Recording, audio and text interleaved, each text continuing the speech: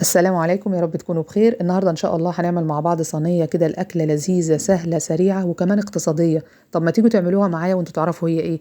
افتحي باب التلاجة هتلاقي برطمان مكتوب عليه تتبيلة كل الحاجات.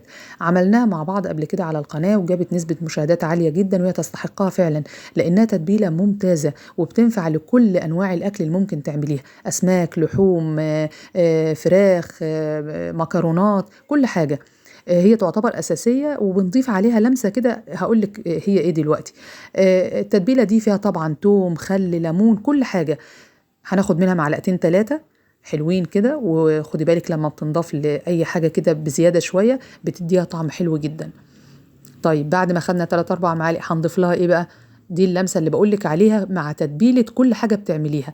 فاحنا هناخد دلوقتي معلقة كبيرة من توابل السمك.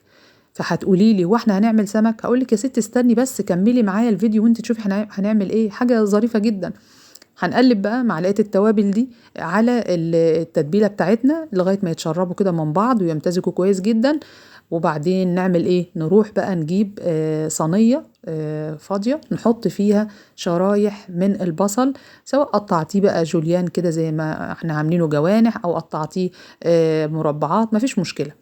هننزل عليها بشرايح طماطم، فلفل حامي وفلفل اخضر للناس اللي بتحب الحامي، اللي بيحبوش خلاص استثنيه. وكمان شرايح من التوم متقطعه، يعني رفيعه زي ما انت شايفه كده. مش هنحطه مفروم ولا اي حاجه لان اوريدي التتبيله بتاعتنا فيها توم مفروم. هناخد بقى معلقتين كبار من التتبيله الجميله اللي احنا عاملينها دي ونقلب كويس جدا. بس خدي بالك التقليب هنا هيكون بأطراف الأصابع علشان ما نهريش الخضار زيادة عن اللازم، وبرضه يحتفظ كده بشكله وقوامه وكمان قيمته الغذائية. تمام. هنروح بقى نجيب الأكلة القمر بتاعتنا اللي هو سردين الموزة يا جماعة. سردين ده ما بينزلش كتير سوق السمك، قليل جدا، بينزل على فترات كده متباعدة. فلما تلاقيه أنصحك تجيبيه، بجد رائع. سهل جدا في تنظيفه. لا قشر بقى ولا حاجة، ويدوبك هي السلسلة بس بتاعت الظهر كده اللي بتتشال أثناء الأكل. طعمه حلو جدا وسعره معقول.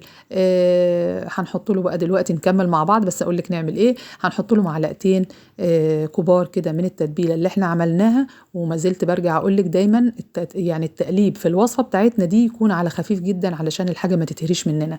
وبالذات السردين طبعا ما بيتحملش ان احنا ايه نقلبه كتير يعني. بس نتأكد ان كل التتبيلة وصلت لكل ايه سرديناية فيه. ونروح نجيب بقى طماطماية كبيرة مبشورة وعليها معلقة صلصة، وننزل بيها على السردين بتاعنا. وبرضو نقلب تقليب خفيف كده، نتأكد برضو ان الطماطم او بشر الطماطم وصل للسردين كله علشان يشرب من طعم الطماطم كده والصلصة ويبقى طعمه مسكر وحلو. وبعدين نروح نجيب بقى الصينية اللي احنا حاطينها فيها الخضروات الجميلة اللي شكلها يفتح النفس دي، ونرص السردين بتاعنا. طبعا ممكن نرص بقى بشكل معين انت بتحبيه او رص عشوائي كده. المهم تتأكدي ان كل السردين موجود على التتبيلة، علشان خاطر كمان تحميه من ان هو ما يتلسعش في الفرن لو انت هتحطيه من الاول في الفرن او حتى على عين البوتاجاز من فوق، لان طبقة الخضار دي بتحمي السردين اثناء السوى. خلاص خلصنا بقى الرصة كلها. تمام جدا. لازم نحلف الطبق بقى اللي كان فيه التتبيلة ده، ان ناخد الشوية الباقيين دول يصعب علينا قوي لو سبناهم يعني. هنكمل خلاص الصينية بتاعتنا نقفلها ونحط على الوش بقى خيط من الزيت كده، علشان ده بيساعد ان السمك لما يدخل الفرن يتقرمش كده من بره ويبقى جوسي وطري وجميل من جوه. تمام. حلو جدا. هنهز بقى الصينيه كده عشان نتاكد بس ان الزيت نزل لكل التتبيله كمان اللي تحت. بيدي طعم حلو جدا برضو لما يتسوى. وبعدين هنا ملحوظه كده بقولها لك على الماشي: لما تيجي تشتغلي في اي اسماك على رخامه المطبخ ولا اي حاجه، تلزقي بقى استرتش راب كده علشان لما تشتغلي والدنيا ايه ما تتبهدلش منك. بعد ما تخلصي تشيليها ترميها تبقى الرخامه زي الفل وما فيهاش ريحه زفاره ولا اي حاجه. غطيناه السردين وهنحطه على عين البوتاجاز من فوق لغايه ما يغلي ويتشرب التتبيله بتاعته. نيجي شايلينه حاطينه في الفرن تحت الشوايه ياخد بقى اللون الجميل ده. هتلاقيه كده مقرمش من فوق وتفتحيه من جوه تلاقيه جوسي وجميل جدا جدا. طعم بقى وريحه وحاجه كده تفتح النفس جنب طبق الرز بقى الابيض. بيبقى طعمه حلو جدا. او في كمان ناس بتعمل له رز بسمك يعني عفوا رز ببصل. بيبقى طعمه حلو قوي. هنا الطبق ده اقتصادي وجميل، وده بيتضامن مع وجهة نظر الدكتورة روضة حمزة اللي قالت إن إحنا ممكن نمشي الشهر وجبات وأكل ب3000 جنيه. هنبدأ نعمل مع بعض من يوم ورايح أكلات كده بسيطة واقتصادية وفي نفس الوقت سعرها كويس. يمكن ال3000 جنيه دول ينفعوا، هنجرب ونشوف.